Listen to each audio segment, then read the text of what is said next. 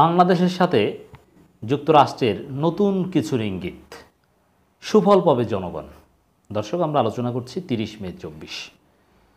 বাংলাদেশের সঙ্গে আমেরিকার নতুন সম্পর্ক কৌশলগত পরিবর্তনের ইঙ্গিত। তো কিছু পরিবর্তন আনতে চাচ্ছে কৌশলগত। তো কী সেই কৌশলগত পরিবর্তন? এতে জনগণ কিভাবে সুফল পাবে? যুক্তরাষ্ট্র আরও নতুন কি করতে পারে? মানবজমিন এ বিষয়ে একটা প্রতিবেদন প্রকাশ করেছে, আমরা সেটা একটু বিশ্লেষণ করব। গুরুত্বপূর্ণ কিছু তথ্য উঠে এসেছে, যারা বাংলাদেশে বিদেশি তৎপরতার ক্ষেত্রে আগ্রহ রাখেন তাদের জন্য আলোচনাটা গুরুত্বপূর্ণ। আমি আবারও বলছি যে বাংলাদেশে বিদেশি তৎপরতার অবশ্যই সিগনিফিকেন্স রয়েছে, অনেক গুরুত্ব রয়েছে, জনগণের আন্দোলনে ক্যাটালিস্ট হিসেবে ভূমিকা পালন করতে পারে। তবে কোনো বিদেশি তৎপরতার উপর নির্ভর করা যাবে না, বিশ্বাস করা যাবে না যে যুক্তরাষ্ট্র বা কেউ জনগণের অধিকার আদায় করে দিবে, বিদেশি কেউ আওয়ামী লীগকে ক্ষমতা থেকে সরিয়ে দিবে বা বিএনপিকে ক্ষমতায় এনে দিবে, এরকম বিশ্বাস করার কোনো সুযোগ নেই। কিন্তু তারপরও বাংলাদেশে বিদেশি তৎপরতার তাৎপর্য অনেক। বাংলাদেশের রাজনৈতিক দলগুলোর আদর্শ, তারা কি করবে, কোন দিকে যাবে, এগুলো বিদেশি তৎপরতা বা আন্তর্জাতিক সম্পর্কের উপর অনেক কিছু নির্ভর করে। যেমন গত কয়েক বছরে বিএনপির আচরণ অনেকটাই আন্তর্জাতিক সম্পর্কের উপর নির্ভর করেছিল। আন্তর্জাতিক সম্পর্কের মাধ্যমে যেমন ভারতকে সন্তুষ্ট করার যে বিএনপির নীতি, এই নীতির মাধ্যমে বিএনপির ডোমেস্টিক পলিটিক্স অপারেট হয়েছিল। জামাতের সাথে সম্পর্ক, আন্দোলনের ধরন, অনেক কিছু, কোন নেতাকে বিএনপি গুরুত্ব দেবে, এগুলোও কিন্তু অনেকটা ইনফ্লুয়েসড হয়েছিল আন্তর্জাতিক সম্পর্কের উপর ভিত্তি করে। অতএব এর একটা তাৎপর্য অলওয়েজ ছিল এবং থাকবে। আমরা একটু দেখার চেষ্টা করি যে যুক্তরাষ্ট্র কী কৌশলগত পরিবর্তনটা করতে চাচ্ছে।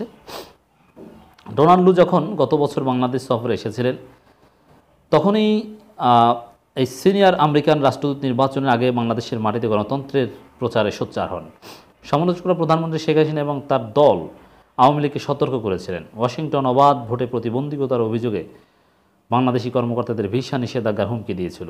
কিন্তু বিরোধীরা নির্বাচন বয়কট করে। প্রতিদ্বন্দ্বী নেতাকর্মীদের গ্রেপ্তার এবং ভোটকেন্দ্রে কারচুপির অভিযোগে কলঙ্কিত একটি ভোটারের মাধ্যমে শেখ হাসিনা টানা চতুর্থ মেয়াদে প্রধানমন্ত্রীর কুর্সিতে বসেন।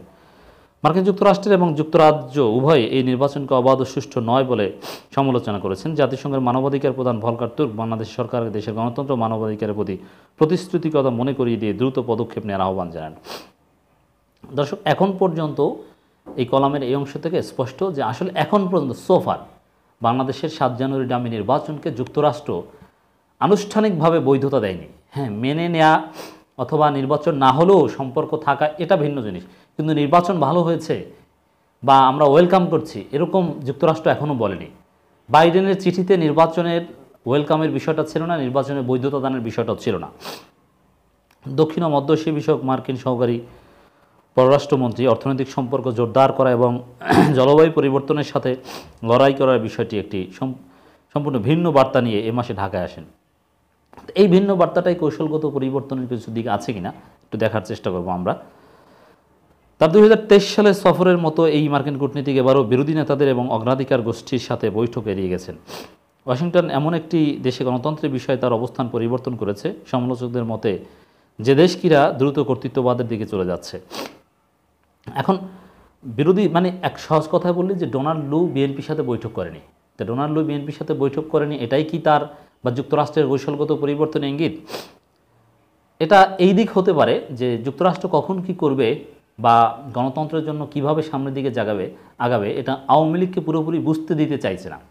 এবং যুক্তরাষ্ট্রের ফরেন পলিসি সবাই প্রেডিক্ট করতে পারে না, হঠাৎ করে অনেক কিছু করে ফেলে। তো বিএনপিকে এড়িয়ে চলা, বিএনপির সাথে বৈঠক না করা, এটা যুক্তরাষ্ট্রের কোনো কৌশল হতে পারে। তবে এটা সরকারের প্রতি কোনো সফট বার্তা বহন করে না। কারণ বিএনপির সাথে বৈঠক না করলেও আওয়ামী লীগকে সবসময় যে যুক্তরাষ্ট্র চাপে রাখতে চায়, সেটা ডোনাল্ড লুর সফরের পরই প্রমাণিত হয়েছে। আলিরিয়াস বলেন, এ থেকে প্রতীয়মান হয় যে বিরক্তি সহকারে হলেও মার্কিন যুক্তরাষ্ট্র বাস্তবতাকে মেনে নিয়েছে এবং বাংলাদেশের সাথে সম্পর্ক রিসেট করেছে। দেখেন, এটা একেবারেই স্বাভাবিক। বাংলাদেশের সাথে যতটুকু এনগেজমেন্ট আছে, এনগেজমেন্ট যদি না থাকে বা সম্পর্কের মাত্রা যদি এতটুকু না থাকে, তাহলে বাংলাদেশ বিষয়ে যুক্তরাষ্ট্র চাপ দিতে চাইলে কীভাবে বা দিবে? এটা তো থাকতেই হবে। অতএব বিরক্তি সহকারে হলেও মার্কিন যুক্তরাষ্ট্র বাংলাদেশের বাস্তবতাকে মেনে নিয়েছে এটা ঠিক না, এটাই তারা করত। এর চাইতে খারাপ কোনো সরকার আসলেও একই টাইপের আচরণ যুক্তরাষ্ট্রের থাকতো। বাংলাদেশের পররাষ্ট্রমন্ত্রীর সঙ্গে বৈঠকের পর লু স্বীকার করেছেন যে নির্বাচন সম্পর্কে ওয়াশিংটন পূর্ববর্তী সতর্কতা উত্তেজনা সৃষ্টি করেছে এবং দুদেশের সম্পর্ক এগিয়ে নিয়ে যাওয়ার এবং আস্থা পুনর্গঠনের প্রয়োজনীয় দিকে ইঙ্গিত করেছে। বাংলাদেশের তথ্য সম্প্রচার প্রতিমন্ত্রী মোহাম্মদ আলী আরাফাত লুয়ের 3 দিনের ঢাকা সফর সম্পর্কে বলেন, আমি শুধু বলতে পারি যে তারা সফরের সময় তিনি অর্থনৈতিক অংশীদারিত্ব এবং মার্কিন যুক্তরাষ্ট্রের ইন্দো প্যাসিফিক নীতিতে বাংলাদেশের ভূখণ্ড নিয়ে কথা বলার ভূমিকা নিয়ে কথা বলার উপর দৃষ্টি নিবন্ধন করেছেন। বিরোধী দল, গণতন্ত্র, মানবাধিকার, রাজনীতি বা নির্বাচন নিয়ে কোনো আলোচনা হয়নি। এগুলো নিয়ে তো আলোচনা করার সময় এখন না। আলোচনা না হওয়াটা এটা সরকার নিজেদের বিজয় মনে করে না, কারণ এখন এগুলো বাংলাদেশের রাজনীতিতে আলোচ্য বিষয় না। তো যুক্তরাষ্ট্র সেগুলো আলোচনায় কেন আনবে? সময় হলে ঠিকই যুক্তরাষ্ট্র সেগুলো নিয়ে কথা বলবে। বাংলাদেশের মার্কিন যুক্তরাষ্ট্রের সবচেয়ে বড় পোশাক রপ্তানিকারকদের মধ্যে একটি দেশ। যখন ওয়াশিংটন চীনের ক্রমবর্ধমান আঞ্চলিক প্রভাবকে নিয়ন্ত্রণ রাখার জন্য একটি মূল্যবান মিত্র হিসেবে ভারত ও মিয়ানমারের পাশাপাশি 164 মিলিয়নের দেশটি গুরুত্ব সহকারে দেখছে। ওয়াশিংটনের দ্বারা অন্যায্য বলে বিতর্কিত জানুয়ারির নির্বাচনের মাত্র 1 মাস পরে মার্কিন প্রেসিডেন্ট জো বাইডেন হাসিনাকে একটি চিঠি পাঠিয়েছেন, যাতে বিভিন্ন বিষয়ে একসাথে কাজ করার আন্তরিক ইচ্ছা প্রকাশের পাশাপাশি উন্মুক্ত ইন্দো প্যাসিফিক অঞ্চলে অংশীদারিত্ব নিয়ে দৃষ্টিভঙ্গি তুলে ধরা হয়। বাংলাদেশে মার্কিন যুক্তরাষ্ট্রের সবচেয়ে ওয়াশিংটনের উইলসন সেন্টারে দক্ষিণ এশিয়া ওয়াশিংটন পরিচালক মাইকেল কুগেলম্যান বলেন, যুক্তরাষ্ট্র বাংলাদেশের কৌশলগত ভ্রাতৃত্বের দিক থেকে যথেষ্ট মাত্রায় স্বীকৃতি দেয়। তারা বাংলাদেশে ভারত মহাসাগরের তীরে কৌশলগত অবস্থিত একটি উপকূলীয় রাষ্ট্র হিসেবে দেখে। বাংলাদেশে এমন একটি দেশ যে একদিকে বেইজিংয়ের সাথে যেমন সম্পর্ক জোরদার করছে, তেমনি নয়াদিল্লির সাথে ঘনিষ্ঠ সম্পর্ক বজায় রাখছে। তবুও লুর 14-16 মের সফরের 1 সপ্তাহের মধ্যে মার্কিন সরকার অবসরপ্রাপ্ত বাংলাদেশি সেনাপ্রধান আজিজ আহমেদ এবং তার পরিবারের বিরুদ্ধে দুর্নীতির অভিযোগে নিষেধাজ্ঞা আরোপ করে। এখান থেকে একটা বিষয় প্রমাণিত হয়। এখানে কেউ কেউ বলার চেষ্টা করছেন যে এর কোনো প্রভাব পড়বে না, যে আজিজের উপর নিষেধাজ্ঞার কোনো প্রভাব বাংলাদেশ যুক্তরাষ্ট্রের সম্পর্কে পড়বে না, এটা বলার চেষ্টা করছেন। এবং বলার চেষ্টা করছেন এরকম যে এটি একটি হালকা শাস্তি, অর্থনৈতিক নিষেধাজ্ঞার চেয়েও অনেক হালকা, এবং এটি বর্তমান সরকারকে নয়, একজন অবসরপ্রাপ্ত সামরিক নেতাকে লক্ষ্য করা হয়েছে।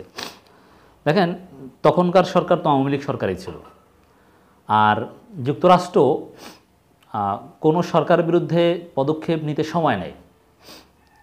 এমন না যে একটা ঘটনা ঘটেছে 3 দিনের মধ্যে তারা পদক্ষেপ নিয়ে নিল, না, যথেষ্ট সময় নেয়। অতএব আজিজের উপর পদক্ষেপ এটা এই সরকারের উপর পদক্ষেপের শামিল, এবং ক্রিপ্টোকারেন্সি আইন 7031 যেটা সরকারকে দায়ী করা হয়। অতএব এর একটা প্রভাব অবশ্যই বাংলাদেশ যুক্তরাষ্ট্রের সম্পর্কে পড়বে। এটা আওয়ামী লীগ নেতাদের প্রতিক্রিয়াও বোঝা যায়। তো দর্শক, তো এই কলাম থেকে আমরা কি বুঝলাম? একটা বিষয় স্পষ্ট, আমরা কনক্লুশনে যেটা বলতে পারি যে জনগণ সুফল পাবে এই কারণে যে বাংলাদেশ নিয়ে যুক্তরাষ্ট্রের নীতি হচ্ছে যে উপরে উপরে ভালো, কিন্তু অন্তরে বিষ, সময় পেলেই ঘা লাগিয়ে দিবে। বিভিন্ন দুর্নীতি অব্যবস্থাপনার বিরুদ্ধে যুক্তরাষ্ট্র একটা নির্দিষ্ট সময় পর পর পদক্ষেপ নিতে থাকবে। যুক্তরাষ্ট্রের অবস্থান মূলত সেটাই, তার সুফল জনগণ পাবে। তবে জনগণের আন্দোলন জনগণকে করতে হবে।